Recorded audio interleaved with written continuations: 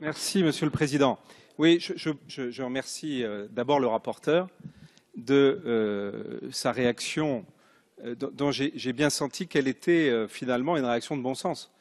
Et la situation que j'ai décrite tout à l'heure montre à quel point aujourd'hui des Français, nos compatriotes, se retrouvent confrontés à des parcours du combattant qui sont inadmissibles dans une démocratie comme la France.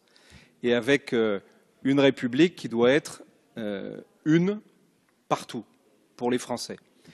J'ai entendu en même temps la réponse du ministre. Je veux dire combien j'ai apprécié la réactivité, comme d'ailleurs mon collègue Thierry Mariani, du ministre de l'Intérieur qui nous a proposé cette réunion. Vous me donnez des délais précis. Moi, je suis prêt à retirer cet amendement à deux conditions. La première, c'est qu'évidemment, ces délais soient tenus et qu'on puisse convenir ensemble que si cette voie-là, et notamment celle du décret, n'était pas finalement une voie qui nous permette d'aboutir, on puisse revenir au Parlement sur ce texte ou sur un autre, je pense notamment au texte numérique, parce qu'on pourrait parfaitement imaginer d'y raccrocher un dispositif, puisque, comme vient de le rappeler le président de la Commission, tout ça est très lié.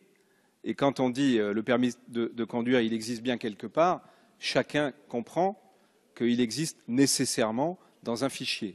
Mais ça, c'est la première condition.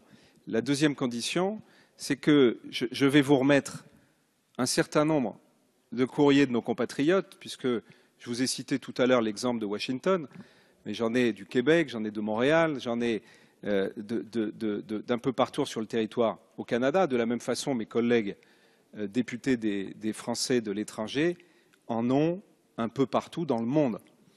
Et à chaque fois, ce sont des cas particuliers, mais qui, pour tous, engendrent des complexités qui, au final, pour eux, sont inextricables, mais qui, à chaque fois, sont des pertes pour notre pays en termes de croissance, d'occasion de se développer sur les marchés à l'international, d'occasion de bénéficier de l'expérience de compatriotes ici sur notre territoire. Donc voilà, sous ces deux conditions, je retire cet amendement, même si le rapporteur a bien voulu lui donner un avis favorable.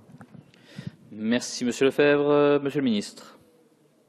Oui, Monsieur le Président. Écoutez, d'abord, merci Monsieur le député. Sur ces deux points, moi, je confirme l'engagement pris.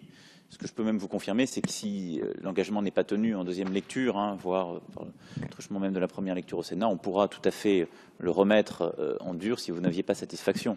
Et le fait que les rendez-vous soient mi-février et fin mars nous y autorise. Donc, engagement pris et plus fermement encore. Pour répondre aux questions du